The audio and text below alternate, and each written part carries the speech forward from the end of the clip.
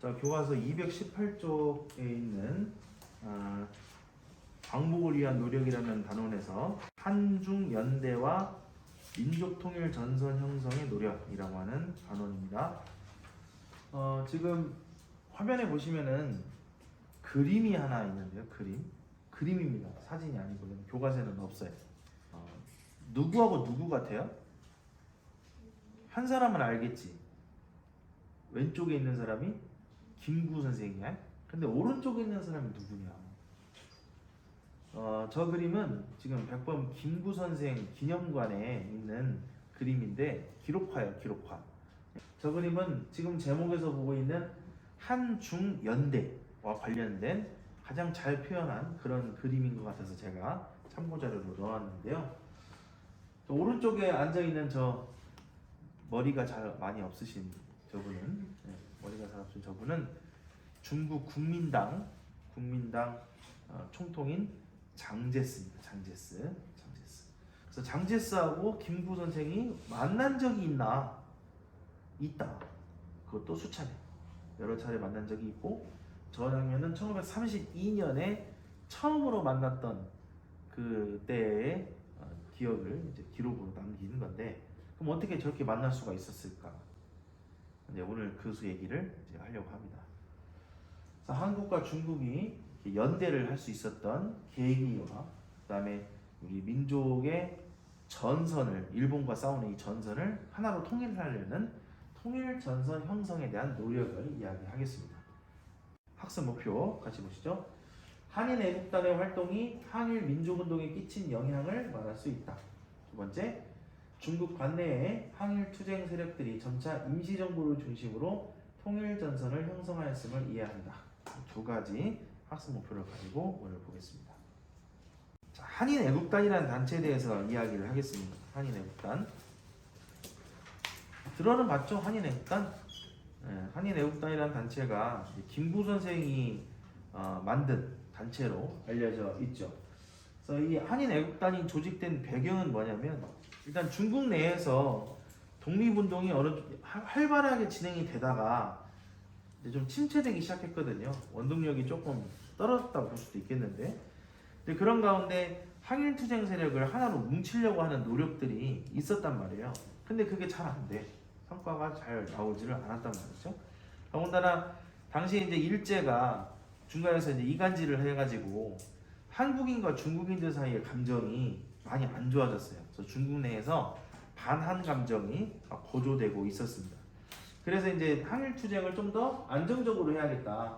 그래서 중국하고 좀 연대해가지고 항일 투쟁을 할 필요가 있겠다라는 그런 이제 논의가 이루어지게 됐어요. 그래서 김구 선생이 이제 한인 애국단을 만드는데, 만든 이유는 최소의 희생으로 최대의 성과를 좀 거둬봐야겠다. 약간 그 의열단처럼 의거 활동을 해가지고 좀 큰 성과를 좀 거두려고 하는 이런 방법을 찾는데, 우리가 지금 교과서에도 써있잖아. 김구가 책임하에 한인 애국단을 만들었다고 돼 있어.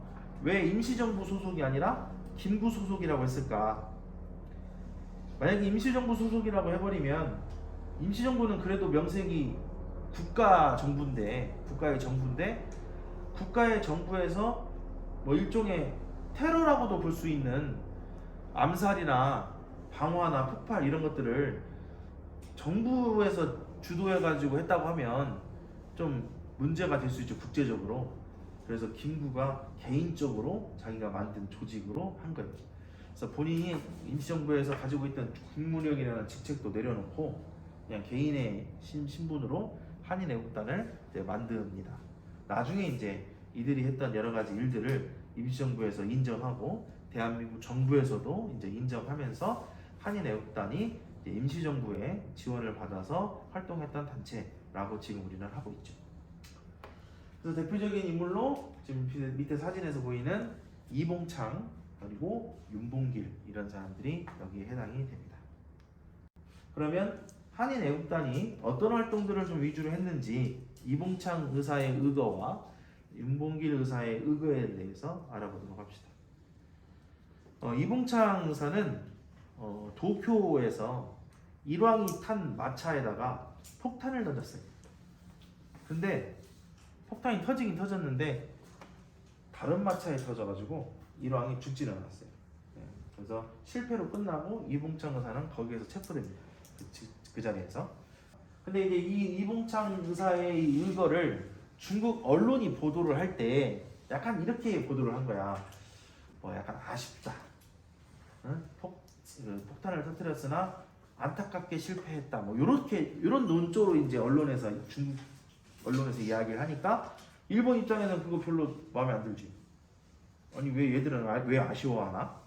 그냥 그걸 이제 부실 삼아가지고 일본이 중국의 상하이를 공격합니다. 그게 이제 상하이 사변이에요. 그러니까 상하이를 침략해서 상하이를 일본이 점령해버려요. 그냥 중국 입장에서는 자기네 영토를 지금 일본이 침략을 한 꼴이 되어버린 거예요. 근데 어쨌든 일본이 상하이를 점령을 해서 그 지역은 이제 일본 구역이 돼버렸어. 때마침 이제 그때 일본이 이제 승리를 했고 상하이 사변 일으키고 승리를 했고 때마침 일본 왕의 생일이 이제 다가오니까 그 일왕 생일 축하 및 상하이 사변 전승 기념 축하식을 그 상하이 훈코공원에서 열기로 합니다. 일본이. 그런데 그래서 부들부들 떨고만 있는 거예요. 주먹 쥐고 저씨 하면서 이렇게 주먹만 부들부들 떨고 중국인들이 열받아갖고 이러고 있는데 막상 뭔가를 하질 않아. 그냥 짜증만 내고. 근데 이제 그 와중에 우리나라 청년이 큰 걸 하나 터뜨리는 거지. 그게 이제 윤봉길 의사의 의건데 윤봉길 의사가 그 상하이 훈코공원 기념식장에 참가를 해요. 앞자리까지 가가지고 거기서 폭탄을 던져서 그 단상 위에 있던 많은 사람들이 죽거나 크게 다쳤어요. 당시 그 기념행사를 좀 크게 하는 바람에 일본이 영상도 촬영하고 있었나 봐. 그래서 그 영상 자료 화면이 아마 인터넷 어딘가에서 좀 떠들고 있을 겁니다. 유튜브 찾아보시면 나올 수도 있어요. 근데 뭐 적나라하게 나오진 않았고 폭발 이후에 막 사람들이 우왕좌왕하고 막 이런 장면들이 좀 나와요. 그런 것들 한번 기회 되시면 찾아보시고. 자, 이 사건 이후로 중국인들이 한국인들을 바라보는 시선이 많이 바뀐 거예요. 그래서 반한 감정이 크게 완화됐고요. 중국 국민당 정부가 장제스가 이제 감명받았어 윤봉길한테.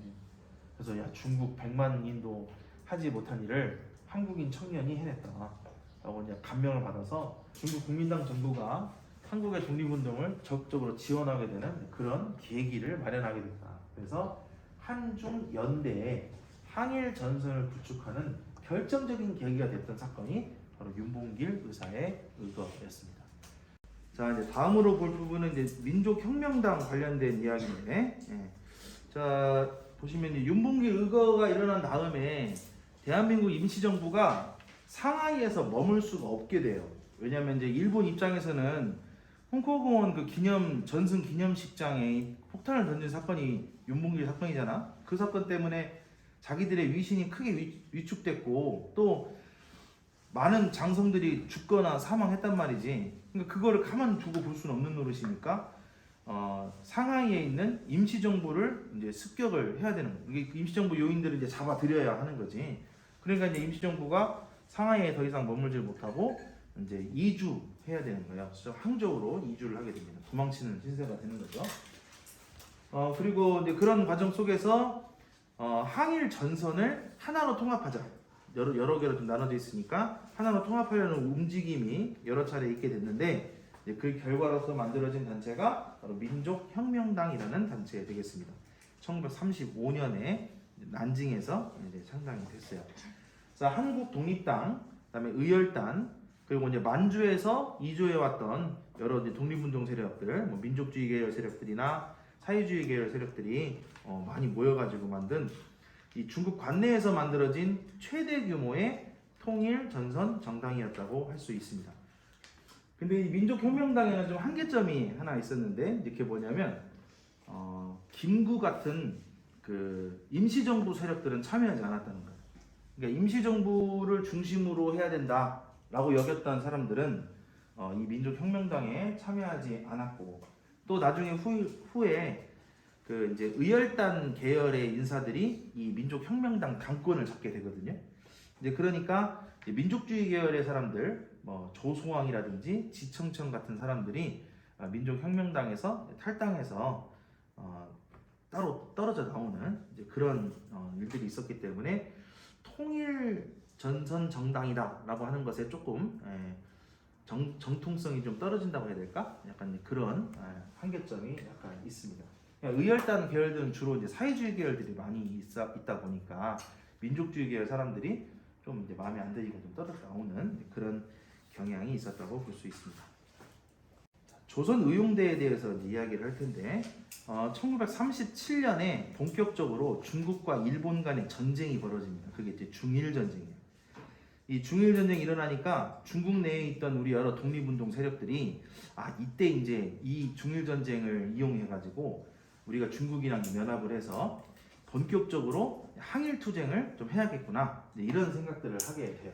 무장 투쟁을 본격적으로 해야겠다 생각한 거예요. 그래서 그 전에 의열 투쟁, 즉 의거 활동 위주로 했던 이런 방식에서 이제 대규모의 전투 방식으로 이제 바뀌어 나가게 되는 거죠. 우리 지난번에 얘기했지만 그 의열단도 1920년대에는 이렇게 의거 활동 위주로 해가지고 뭐 살인, 암살, 방화, 폭발 이런 걸로 위주로 많이 활동을 했다면 30년에 들어가서는 이제 본격적인 전투 부대 양성으로 들어간다 했잖아요. 그래서 김원봉이 지난 언제냐 한 저번 주였나? 김원봉이 그 연설하는 영상 제가 한번 보여준 적 있을 거예요. 막 나와가지고 우리 중국 내에서 우리 민족이 같이 힘을 합쳐가지고 뭐 싸웁시다 하는 그런 영상 하나 보여준 적이 있는데 그게 이제 조선 의용대를 결성하기 위한 이제 그런 홍보 영상 되겠습니다. 김원봉이 이제 주도를 해가지고 민족혁명당하고 사회주의계 단체들이 다 모여서 만들어졌죠. 그래서 중국 관내에서 만들어진 최초의 한인 무장단체예요. 부대란 얘기예요. 여기 이제 국민당이 중국 국민당 장제스가 이제 지원을 해줍니다. 그래서 주로 했던 일이 일본군에 대해서 하는 이제 심리전, 정보전이지 그러니까 정보를 이제 스파이나 왜냐면 한국인들하고 일본 중국인도 마찬가지지만 생김새가 다들 비슷비슷하게 생겼기 때문에 스파이 파견하기가 매우 쉽거든. 그래서 이제 정보를 이용한 이제 심리전이나 아니면 이제 후방에서 하는 공작 활동 이런 위주로 했다는 거죠. 전투보다는 주로 이제 이런 이제 작전 위주로 이제 그렇게 했다는 거가 이제 특징이고요. 그런데 이제 중국 국민당 정부가 일본하고 전쟁을 하는데 약간 소극적인 거예요. 적극적으로 뭔가 투쟁을 해야 되는데 소극적으로 가는 거지. 이제 그건 왜 그러냐면 사실 국민당 정부 입장에서는 이 당시에 일본하고 전쟁을 하는 것도 중요했는데 더 중요한 건 일본 국민당의 장제스 입장에서 중요한 건 또 뭐였냐면 공산당 세력들을 몰아내는 거였어. 중국 내에서 이제 국공 내전이 막 한참 이루어지고 있다가 중일 전쟁 벌어지니까 잠시 공산당하고 손을 잡긴 잡는데 그게 자기 장제스 본인이 원해서 한 게 아니라 국민들이 원해서 했거든. 그러다 보니까 장제스 입장에서는 일본군을 쫓아내는 것도 중요했지만 이 공산당 세력들을 몰아내는 것도 자기 입장에서는 매우 중요해서 두 가지를 동시에 하려다 보니까 일본하고의 전쟁을 적극적으로 하기가 어려웠던 거예요. 이 공산당 신경 쓰느라고. 그래서 국민당 정부가 소극적으로 하니까 여기 이제 불만을 갖고 이 다수의 조선 의용대 병력들이 화북 지방으로 이제 이동합니다. 화북이라는 것은 이제 중국 북쪽 지방으로 이동을 하는데 거기서는 주로 이제 중국 공산당이 주로 활동을 했어요. 그래서 공산당 세력들이 일본하고 이제 전쟁을 많이 벌이는 화북 지역으로 이제 이동을 해서 공산당과 연계를 해서 활동을 주로 했었다고 하는 겁니다. 교과서 220쪽으로 갑시다. 아까 대한민국 임시정부가 상하이에서 더 이상 머물지 못하고 이제 이동 생활을 했다 했는데 그 이동의 그 과정이 순탄치 않았어요. 매우 험난했다는 거예요. 그래서 상하이에서 출발해가지고 7번 이사해요. 이사를 7번이나 하는 거야. 그래서 언제 정착을 하냐면 1940년에 충칭, 저기에 써있기는 좀 중경이라 써놨는데 한자로 그대로 쓰면 중경이고요. 중국말로 읽으면 충칭이 됩니다. 이 충칭에서 1940년에 정착을 하게 됩니다. 상해에서 이제 32년에 나와가지고 8년간 7차례나 옮겨 다니다가 결국 40년에 중경에서 정착하면서 45년까지 머무르게 되는데 여러 차례 막 짧게는 3개월부터 길게는 1년 밖에 그 지역에 머물지 못하고 이동을 하게 되는 거죠. 그럼 뭐 때문이냐면 일본이 이제 계속해서 탄압을 해오고 하다 보니까 그 일본군을 피해서 도망 다니다 보니까 저렇게 이동하게 되는 겁니다. 충칭으로 정착한 임시정부는 중국 국민당 정부의 지원을 많이 받아가지고 항일투쟁 역량을 더욱더 강화해 나갔는데 이때 이제 한국 독립당이라는 정치 단체를 이제 만들게 됩니다.